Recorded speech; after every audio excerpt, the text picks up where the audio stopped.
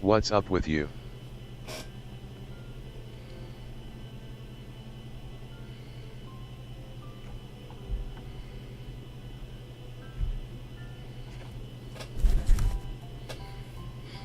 And we are back into Friendsim 2. We're through Bronya's big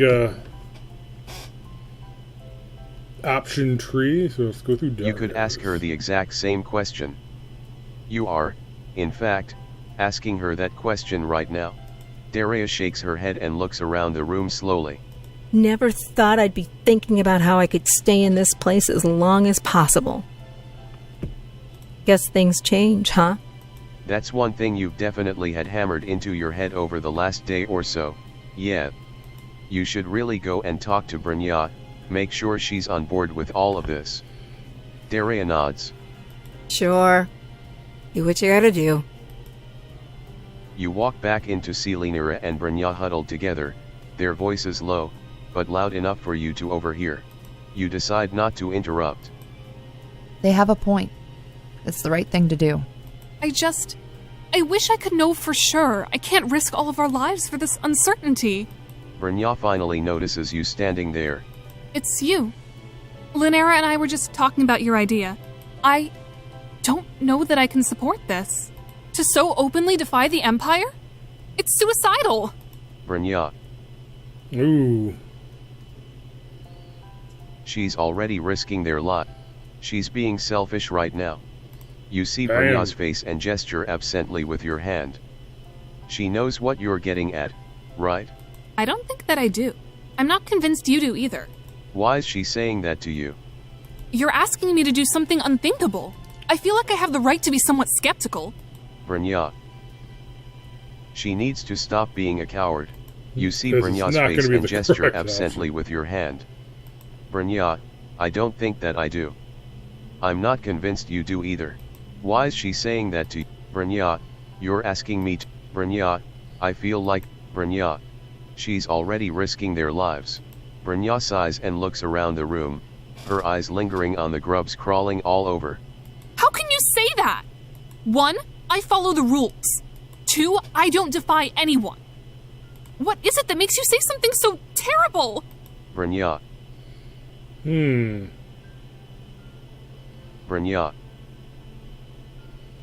What she says on Chivr, you see Brynja's face and gesture absently with your hand.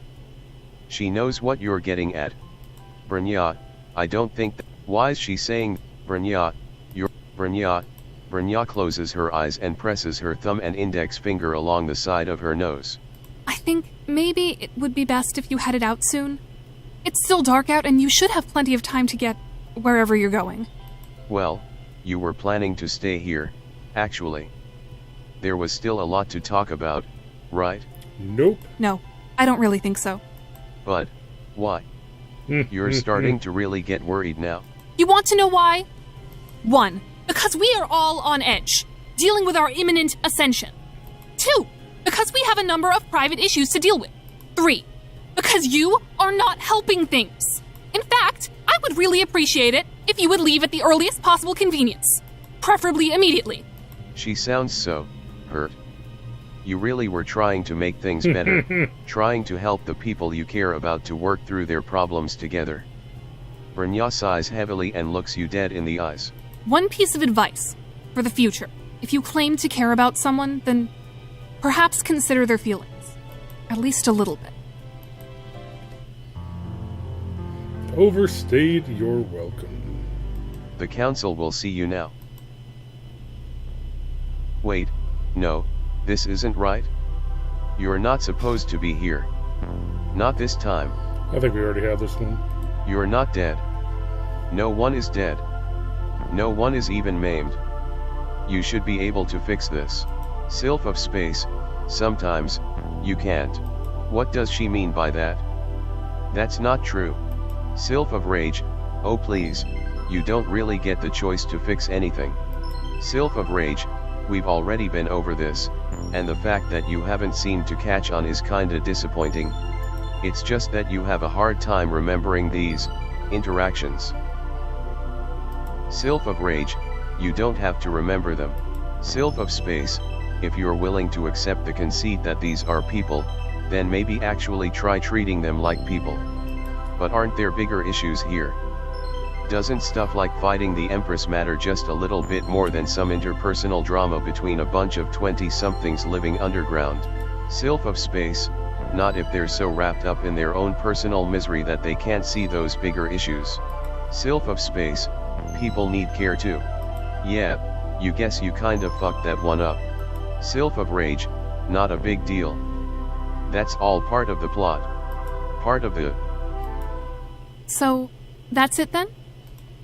Guess so. Feel good to get all of that off of your... Yes, actually. Linera is Oh, smiling geez, shyly you're back and quite a looking bit. back and forth at the others.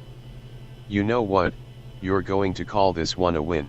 Which is good, because, 1, Triza. 1. Selected. Selected. They need to figure out what's next for the caverns. Which is the correct one here? Save. Save. Close. They need to figure out what's next I for the think this is the caverns. Revolution one. What's next? What do you mean? They can't just sit here and wait to be exiled off-world, but they can't just abandon everyone around them either. You have an alternative. Do you actually have anything useful to contribute? What if they used the caverns to aid the rebels? They seem like they're pretty naturally fortified, and they're already effectively breaking, like, dozens of Imperial laws, right? Brynja looks nervous. I suppose you do have a point. She doesn't have to respond right away. Give it a little bit, think it over. Daria laughs and shakes her head as she starts to walk out of the common room. Well, this is fucking stupid. I'm gonna chill in my respite block if anyone needs me.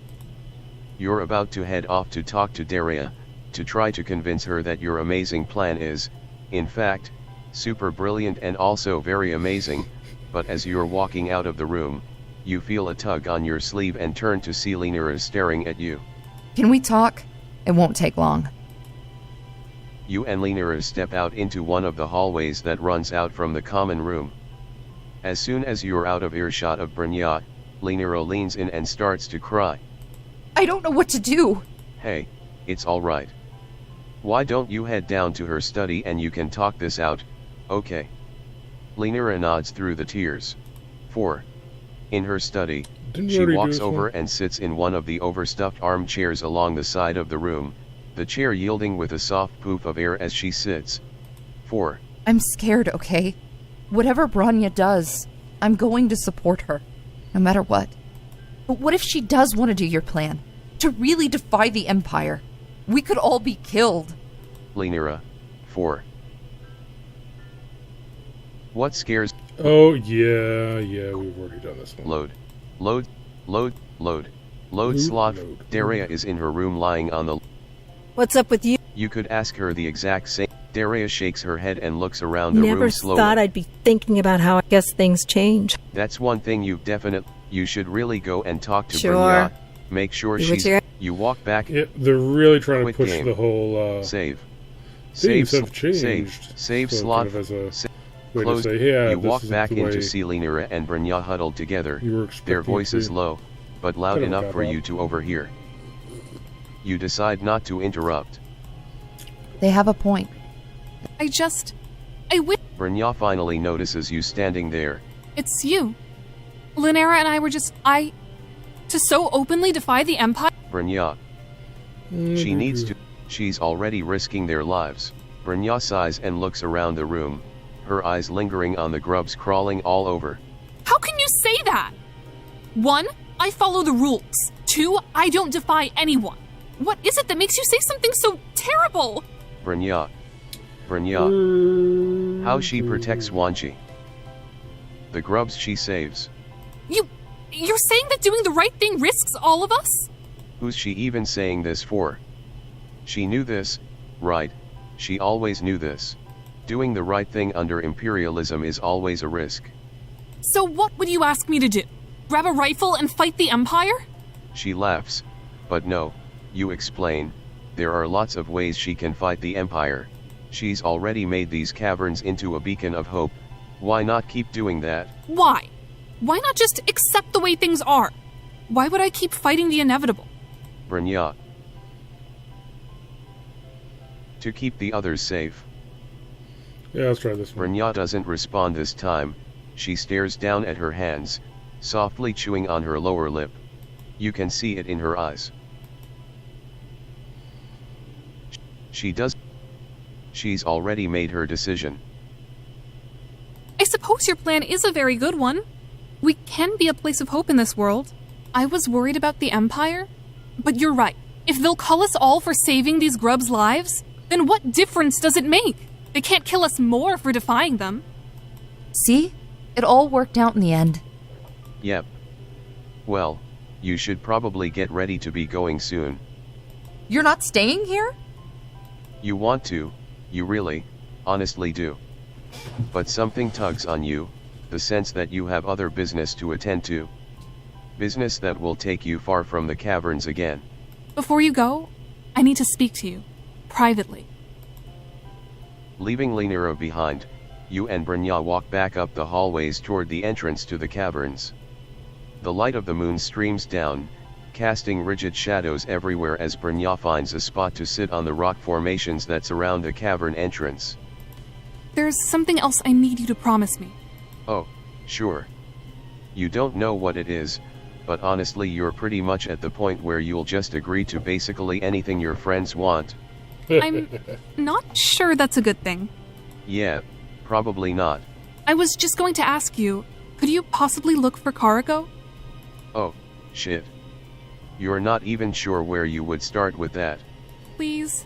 I know you can't promise to find her, but can you at least keep your eyes open? Didn't we already do this? I get the sense that you're not done with your journey, are you?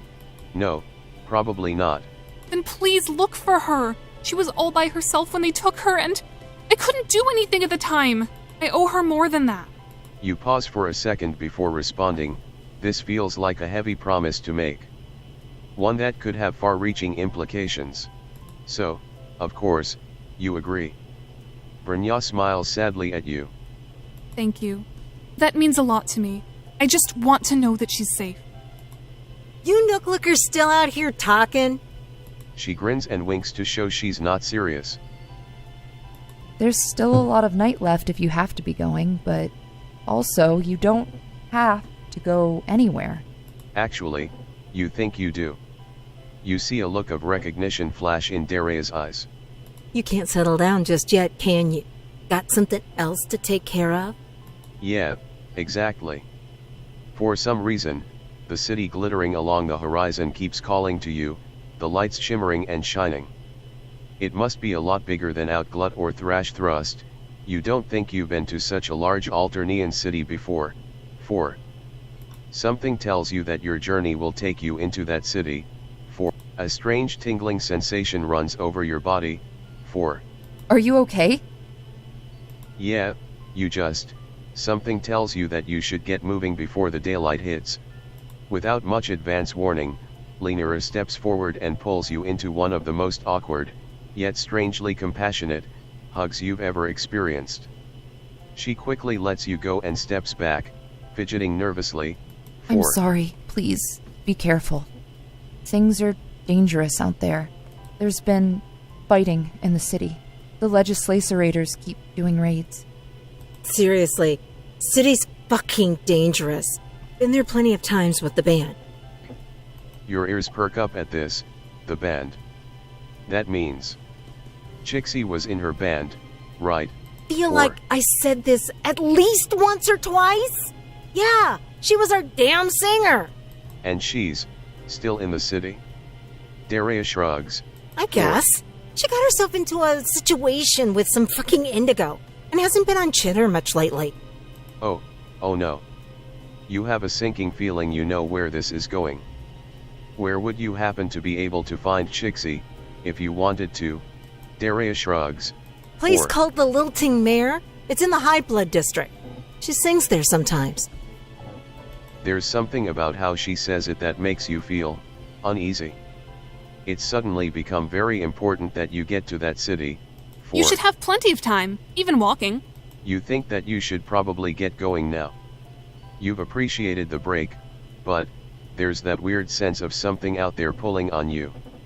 Something that you really should pay attention to. You think that you selected. Okay, You think no that you matter should what probably anyone get says, going this is now. where we belong. You've appreciated Don't the take that from us. Selected. Daria. You think Fuck the that you whole should rotten probably system. get They going know now.